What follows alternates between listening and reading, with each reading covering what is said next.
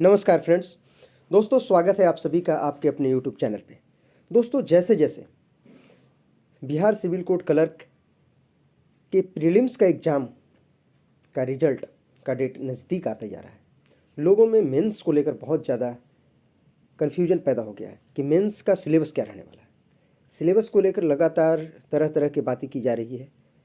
Syllabus में कई तरह के बदलाव देखने को मिल रहा है। इस तरह की कई अफवाहें लगातार फैल रही है।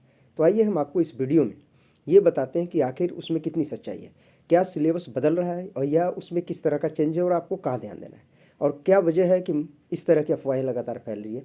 लोग कन्फ्यूजन में, स्टूडेंट्स बिल्कुल परेशान हैं कि आखिर सिलेबस क्या रहने वाला है। अब देखिए फ्रेंड्स, इससे पहले कि हम वीडियो में आगे बढ़ें, आपको एक और चीज़ बताते चलें कि हमने कट ऑफ से रिलेटेड एक वीडियो पहले ही प्रोवाइड करवाया है, जिस पे कुछ लोगों का कमेंट आ रहा था कि कट ऑफ 80 के आसपास जाएगा, 80 प्लस जाएगा।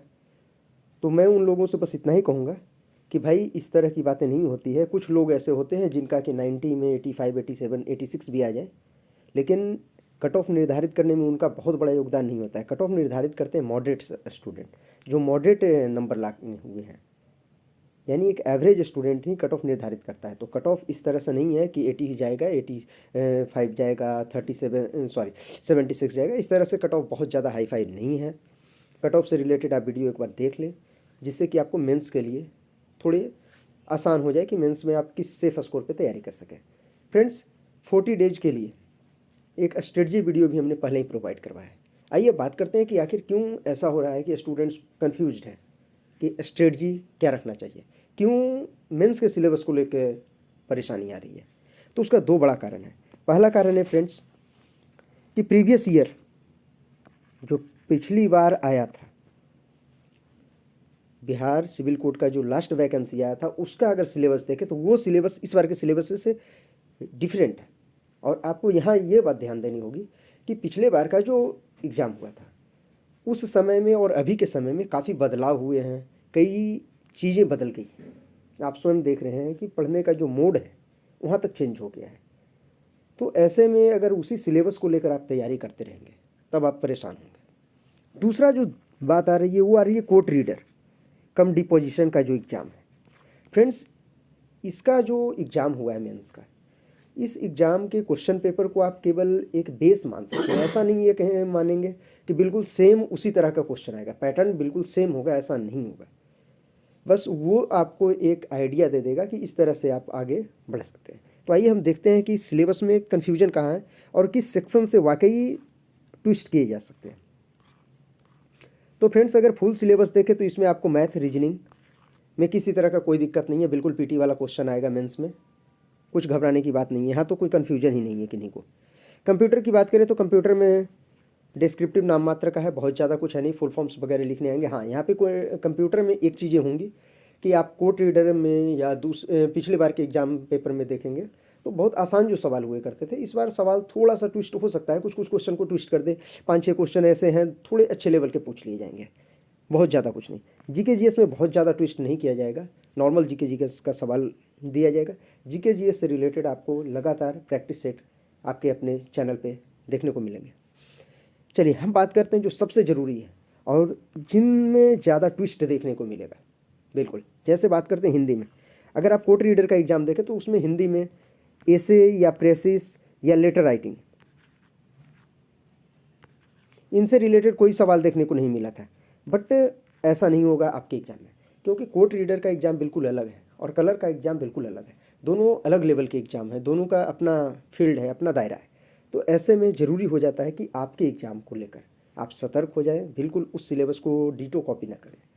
तो आपको ज़रूरी है कि आप प्रैक्टिस करें एसे पे, प्रेसिस और लेटर राइटिंग, इन तीनों पे भी प्रैक्टिस करें। इसके अलावा कॉम्प्रीहेंशन पे प्रैक्टिस करना बहुत ज़रूरी है। और ये सेम चीज़ें आपको इंग्लिश में भी करना है। ये बिल्कुल ज़रूरी है कि आप ऐसे प्रैक्टिस, ऐसे, प्रेसिस, लेटर राइटिंग और कॉम्प्रीहेंशन, इन चारों पे ज़रूर प्रैक्टिस करें, क्योंकि ये दूसरे एग्ज़ाम में यानी कि कोर्ट रीडर वाले एग्ज़ाम में नहीं आया, इसका ये मतलब नहीं कि आएगा ही नहीं। तो हिंदी और इंग्लिश, ये दोनों, यही मुख्य चेंज है। जो सिलेबस में परिवर्तन की लगातार बात की जा रही है, वहाँ बस ये ध्यान रखना है कि आपको इन 4 टॉपिक पे ध्यान रखना है, एसे पे, लेटर राइटिंग पे, प्रेसिस पे और कॉम्प्रीहेंशन। और हिंदी इंग्लिश दोनों में आप ऐसे ही इंग्लिश में लिखेंगे तो आपका हिंदी का ऐसे भी बिल्कुल काफ़ी हद तक तैयार हो जाएगा, क्योंकि हम में से ज़्यादातर लोग जो हिंदी भाषी क्षेत्र के लोग हैं उनका क्या होता है कि वो हिंदी पहले सोचते हैं किसी भी टॉपिक पे। एग्जांपल के लिए मान लीजिए कि आपको आ गया क्लाइमेट चेंज से रिलेटेड, तो क्लाइमेट चेंज पे अगर आपके पास ऐसे लिखने के लिए आया है इंग्लिश में, तो भी आप क्या करते हैं, पहले हिंदी में उसको सोचते हैं, उसको फिर कन्वर्ट करते चले जाते हैं इंग्लिश में। जनरली यही होता है। तो ऐसे में आपका इंग्लिश और हिंदी दोनों का हो जाएगा। प्रेसिस में बहुत ज़्यादा प्रैक्टिस नहीं करना है, लेकिन कम से कम 15-20 क्वेश्चन का प्रैक्टिस अगर आप कर लेते हैं तो आपको एक मोटा मोटी आइडिया हो जाएगी इस तरह से हमको करना है, और बहुत अच्छा प्रेसिस आप कर पाएंगे। कॉम्पोजिशन पे अच्छा खासा ध्यान देना है। तो मुख्यतः जो सिलेबस की चेंज की बात की जा रही है वो हमने आपको बता दिया है। फ्रेंड्स, आपको बताते चलें कि इसके अलावा आपको कहीं भटकने की ज़रूरत नहीं है। बहुत ज़्यादा इधर उधर की बातें जितनी ज़्यादा आप सुनते रहेंगे उतना ही एग्जाम के समय कन्फ्यूज होते रहेंगे। सिलेबस में कोई चेंज उस तरह का चेंज नहीं है। जो ऑफिशियल सिलेबस दिया गया बिल्कुल सिलेबस वही है, पूछा जाएगा। अंतर ये है कि अगर आप कोर्ट रीडर को ही अपना 100% सत्य मान के चलेंगे कि कोर्ट रीडर वाला ही कॉपी किया जाएगा, तो वहाँ पे आप धोखा खा सकते हैं। अदरवाइज किसी तरह का कोई दिक्कत नहीं होगा। हिंदी और इंग्लिश इन दो पे बहुत ज़्यादा फोकस रखेंगे। आपका मार्क्स भी यही सबसे ज़्यादा लेने वाला है, क्योंकि इन दोनों से 40 मार्क्स के क्वेश्चन पूछे जाएंगे।